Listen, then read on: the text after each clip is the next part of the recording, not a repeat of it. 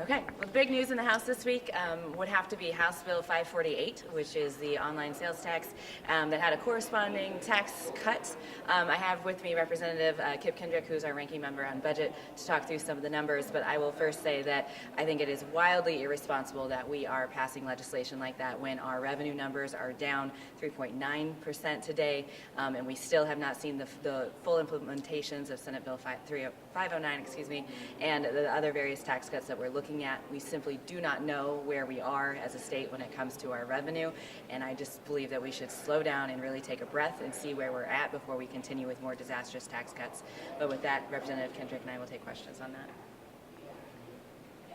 I'm happy to jump in on that one in particular. I mean, we can talk about, we've got Senate Bill 509, Senate Bill 884 from last year, House Bill 2540, three tax cuts that are not fully phased in yet, one of which is only 2 years into a 5-year phase-in. And revenues today, the year-to-date totals are down 3.9%, $271 million. There have been, we've made up a decent amount of ground, but here we are still down 3.9%. Within the next couple weeks, that is likely to change pretty dramatically, but I'm becoming less confident that we're going to hit the 1.7% growth, and it's very possible we even see some retraction in general revenue compared to FY18, and I think that should be concerning to everyone in the state of Missouri on where we're at. I mean, fairly good economic times, continuing low unemployment, relatively decent wage growth. We shouldn't be seeing flat general revenue growth at this time, and if part of the reason why we're seeing a decline in revenue is because of Senate Bill 509, I think that would likely be the culprit for the reason if there's something structurally wrong right now. It would be the pass-through portion, which Kansas got way wrong on their estimates on what it would cost their state. If it is that pass-through portion, and we're only the second year into a 5-year phase-in of that tax cut, then the future does not look good for the state of Missouri as far as general revenue goes, as far as funding our priorities go. I think it could be very disastrous if in fact, we do not hit our revenue estimates and we do see some retraction this year. I think it could be signaling for a very rough future for the state.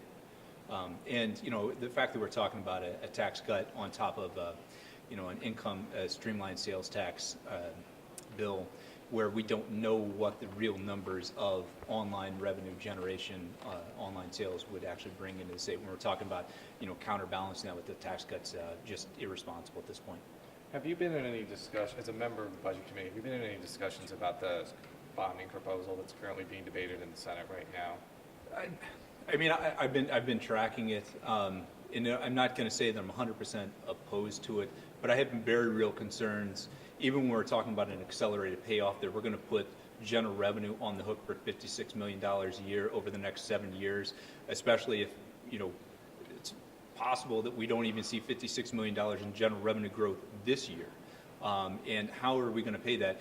And if we do bond that, that's automatically going to jump to the top of the priority list. We're going to pay that back, and that will likely come at the cost of K-12 education at some point, or definitely higher education.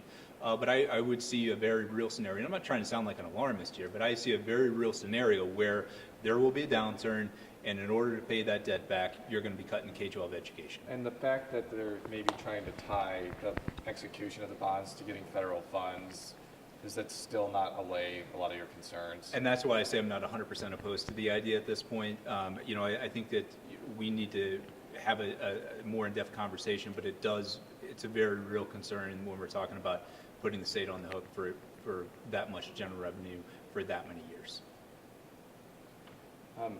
Representative Quaid, I would like to talk about the initial passage of Dean Dorman's bill, yes, which I think is heavily inspired by your bill. I talked with him earlier, and he did seem to say that there is kind of a process that a taxpayer could go through even after Monday to get some restitution or waive interest. But I get a sense from reading the statement from yesterday that it's like almost too little too late. So I'd like to hear your take on that. Well, definitely. So the bill has a retroactive piece, and so if we were to get it across the finish line, but we are 5 days or 4 days at this point away from the tax deadline. We have known about this since September, and pre-filed legislation in December and have been trying to have this conversation for a very long time.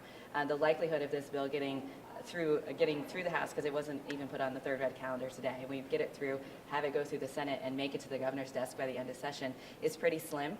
If the Republicans thought this was a priority, we would have seen this bill on the House floor the very beginning of session, because we all knew this was a problem. Through our conversations with the Department of Revenue, came to this language was something that we had come to through the many meetings that we had, but that was very early on. And so honestly, I do fear that it is a little too late for us to actually do this, because I don't feel like it's a priority for them. Ranking Member Kendrick, what is the shortfall right now? I know it fluctuates every day. Are you worried about withholds? Is that something you're worried about? So we're $271 million below where we were last year, 3.9% as of today. Up to this point, we're getting so late in the game that withholds are going to be difficult. I do think that we're going to make up a decent amount of revenue over the next couple weeks as people continue to file their returns and money comes in from surprise tax bills. That being said, if we do see a retraction, we borrowed $500 million from the reserve fund that has to be repaid by the middle of May. We could potentially see some cash flow issues at some point in the near future if we remain down 2%. One thing that hasn't been talked about enough, I don't think, is that we really need a cushion of we need to be up by about 3% by the end of May, because last June 2018, was on paper a very, very good month. That's because for whatever reason, I think maybe even politically motivated, Department of Revenue did not kick out tax credit refunds in a timely fashion like they typically had. We were not flush with cash, but we had a decent amount of cash at that point. It wasn't a cash flow issue, but they delayed kicking those tax credit refunds out until July and August. So I can't imagine on paper that this July or June of 2019 is going to be any better, and very likely worse than last June. So if we don't have a cushion by about 3, maybe 3.5% headed into June this year, I don't see how we even get close to hitting 1.7 and likely have a retraction on that. So I don't know. I didn't think withholds were going to be possible. I thought that we would likely, the governor seems like he's playing a bit of a risky game here, but I don't think it's out of the realm of possibility that withholds are going to happen. If they do happen, they're going to be very painful. It'll likely be higher ed institutions that face those withholds. A couple of proposed constitutional amendments passed out of committees, I think this week. One Republican, one Democrat, involving the merger. I think Lakeisha Bosley was one of the people that has sponsored that. Asked a lot of merger questions since I've been here, but more general, how confident are you that it actually could make it to the floor, given that there's a lot of pressure from the pro-merger people for you guys not to do anything and just let the Better Together proposal stand on its own? Yeah, well, I'm definitely hopeful that it makes it to the floor. Obviously, we've seen that the bipartisan support around this issue. Obviously, it's up to the Speaker how quickly he moves that.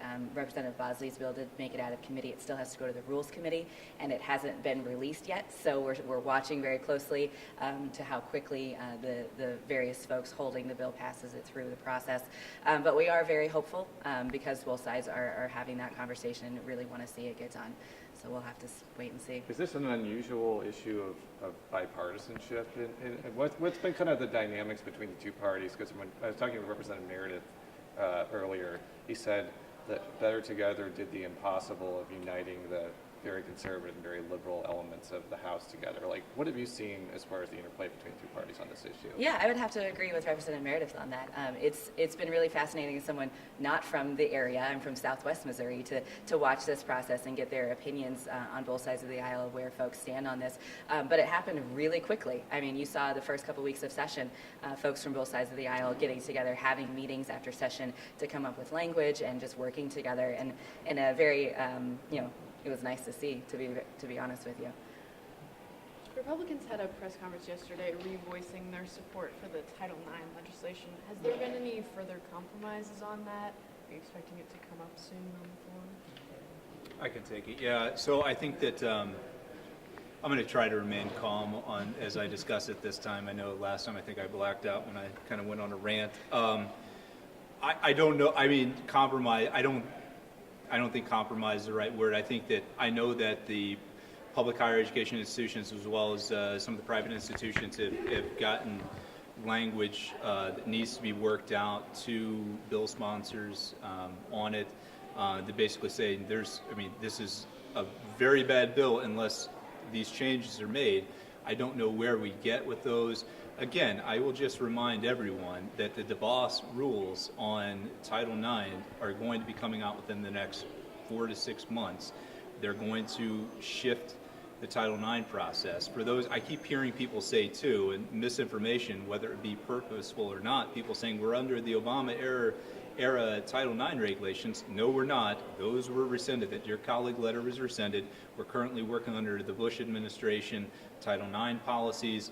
I think we've made it very clear that there's not an epidemic of false accusations out there. In fact, we heard on the House floor by a supporter of campus carry conceal on campuses, allowing guns to be carried on campus, that 25% of women are sexually assaulted on campus, and that's very likely underreported because of the amount of women who don't choose to come forward with their story.